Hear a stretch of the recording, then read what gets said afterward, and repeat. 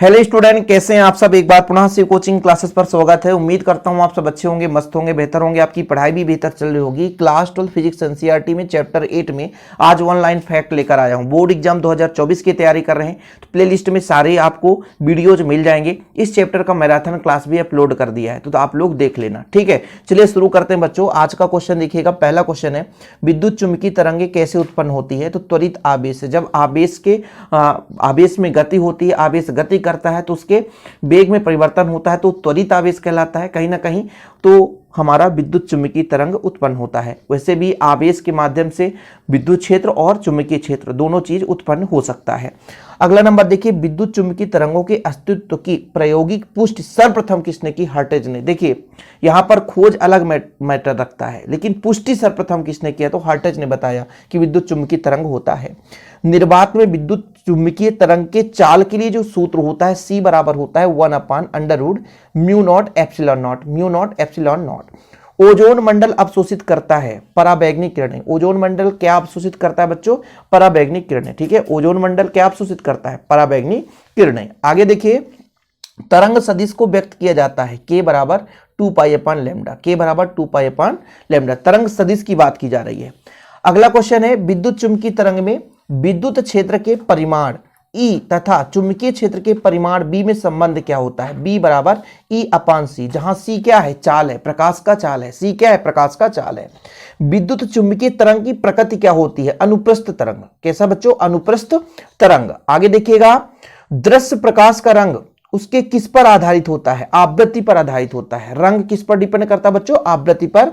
रोगों के कीटाणुओं को मारने के लिए किन किरणों का उपयोग किया जाता है तो पराबैंगनी किरण का प्रयोग करते हैं। जो हमारे पास रोग है, मान लीजिए कीटाणु को मारना है तो किन किरणों का प्रयोग करेंगे, पराबैंगनी किरण।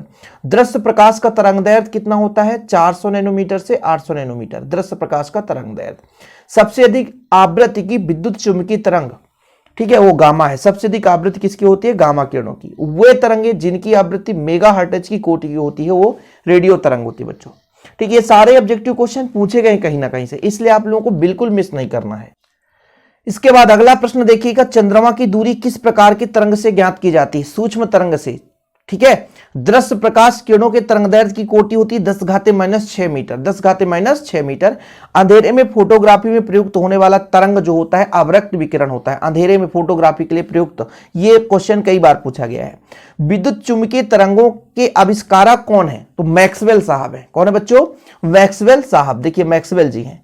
समय परिवर्तनीय विद्युत क्षेत्र के कारण उत्पन्न विद्युत धारा को क्या कहते हैं, विस्थापन धारा, ठीक है। कौन सा धारा कहलाता है, विस्थापन धारा। विद्युत धारा ही है लेकिन इसका नाम बदल गया। समय परिवर्तनीय विद्युत क्षेत्र के कारण उत्पन्न विद्युत धारा विस्थापन धारा कहलाता है। कुहरे में स्थित वस्तु को देखने के लिए किन तरंगों का प्रयोग करते हैं, अवरक्त किरणों का, है ना। जैसे अंधेरे में फोटोग्राफी में प्रयुक्त तरंग है अवरक्त किरण, इसी प्रकार से अंधेरे में भैया हम करते हैं प्रयोग तो कुहरा भी एक अंधेरे ही छा जाता है तो अवरक्त किरणों का प्रयोग कर सकते हैं। विद्युत चुम्बकीय वर्णक्रम में उपस्थित तरंगों की आवृत्ति के बढ़ते क्रम, कभी कभी आ जाता है निम्न में सबसे ज्यादा आवृत्ति किसकी होती है तो गामा किरण की। सबसे कम आवृत्ति किसकी होती है, रेडियो तरंग की, ठीक है। ऑप्शन आ जाता है सूक्ष्म तरंग, अवरक्त तरंग, किसका ज्यादा आवृत्ति होगा तो अवरक्त तरंग। आवृत्ति ध्यान दीजिएगा, यहां पर तरंगदैर्घ्य के अपोजिट होता है। यदि तरंगदैर्घ्य बोलेंगे सबसे ज्यादा किसकी होती है तो उल्टा हो जाएगा, तरंगदैर्घ्य रेडियो तरंग की, सबसे कम गामा किरण की। आवृत्ति और तरंगदैर्घ्य एक दूसरे के उल्टा होता है। सबसे ज्यादा आवृत्ति किसकी, गामा किरण की। यदि तरंगदैर्घ्य की बात करेंगे सबसे ज्यादा तो रेडियो तरंग की। तो ये आपको क्रम तैयार करना है, आवृत्ति के बढ़ते हुए क्रम है। सबसे कम आवृत्ति रेडियो तरंग, फिर उससे ज्यादा सूक्ष्म तरंग, फिर अवरक्त तरंग, दृश्य प्रकाश, पराबैंगनी किरणें, एक्स किरण और गामा किरण। ये क्रम आपको तैयार करना बच्चों, क्रम देख लीजिएगा। तरंगदैर्घ्य के बढ़ते हुए क्रम तो इसका उल्टा हो जाएगा, गामा किरण सबसे कम हो जाएगा, फिर उससे अधिक एक्स किरण, फिर पराबैंगनी। उल्टा करोगे तो आपका तरंगदैर्घ्य का क्रम मिल जाएगा, बढ़ता हुआ क्रम। दूर संचार के लिए किन तरंगों का उपयोग किया जाता है तो रेडियो तरंग का प्रयोग करते हैं दूर संचार के लिए बच्चों। किसका प्रयोग करते हैं, रेडियो तरंग का। सूक्ष्म तरंगों का तरंगदैर्घ्य परास लिखिए 1 नैनोमीटर से 300 नैनोमीटर। सूक्ष्म तरंगों का तरंगदैर्घ्य परास क्या है, 1 नैनोमीटर से 300 नैनोमीटर। विस्थापन धारा का सूत्र है ID, डिस्प्लेसमेंट ID है बच्चों, ठीक है। ε0 d∅e/dt, ये विस्थापन धारा का सूत्र है। इसके बाद अगला नंबर देखिएगा, यहां पर हम सुपर फास्ट कर रहे हैं, यहां पर हम समझा नहीं रहे क्योंकि ऑलरेडी इन टॉपिक्स को आपको अच्छे तरीके से समझा दिया है। विद्युत स्फुलिंग के निकट किस चीज की गंध निकलती है? ओजोन की। विद्युत स्फुलिंग के निकट किस चीज की गंध निकलती है बच्चों? ओजोन की। एक त्वरित आवेश उत्पन्न करता है, विद्युत क्षेत्र और चुंबकीय क्षेत्र दोनों। एक त्वरित आवेश है, वो विद्युत क्षेत्र भी जनरेट कर सकता है और चुंबकीय क्षेत्र भी जनरेट कर सकता है। अवरक्त किरणों का संसूचन किया जाता है किसके माध्यम से? तो पायरोमीटर से। किसके माध्यम से? पायरोमीटर से। विद्युत चुंबकीय तरंगों में विद्युत क्षेत्र और चुंबकीय क्षेत्र में संबंध परस्पर लंबवत होते हैं। विद्युत चुंबकीय तरंग है, उसमें विद्युत क्षेत्र और चुंबकीय क्षेत्र परस्पर कैसे होते हैं? लंबवत होते हैं। भूस्थायी उपग्रह का आवर्तकाल क्या है तो बच्चों? 24 घंटे। भूस्थायी उपग्रह का आवर्तकाल क्या है? 24 घंटे। फिर क्या विस्थापन धारा चालन धारा की तरह चुंबकीय क्षेत्र का स्रोत है? बिल्कुल हाँ, विस्थापन धारा चालन धारा की तरह चुंबकीय क्षेत्र का स्रोत है, स्रोत। ठीक है, स्रोत। तो इस प्रकार से बच्चों सारे ऑब्जेक्टिव क्वेश्चन आप लोग तैयार कर लें। और हम यहाँ पर सुपर फास्ट इसलिए लाए हैं क्योंकि यदि एग्जाम टाइम भी आप यदि देख रहे हैं तो आपको दिक्कत ना हो सके और आप अच्छे तरीके से तैयार कर सके। ऐसे वीडियो पाने के लिए चैनल को सब्सक्राइब कर लें बच्चों।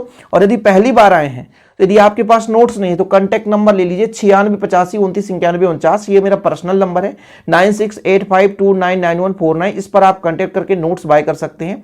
डिस्क्रिप्शन पे ऐप का लिंक मिलेगा, वहां से आप भी नोट्स ले सकते हैं। एक छोटा सा अमाउंट लगता है बच्चों नोट्स के लिए, 100 रुपीज ओनली, जिससे आप प्रॉपर रूप से तैयारी कर सकते हैं। फिलहाल आज के लिए इतना ही। ऐसे वीडियो पाने के लिए चैनल को सब्सक्राइब कर लें। मिलते हैं एक वीडियो के साथ।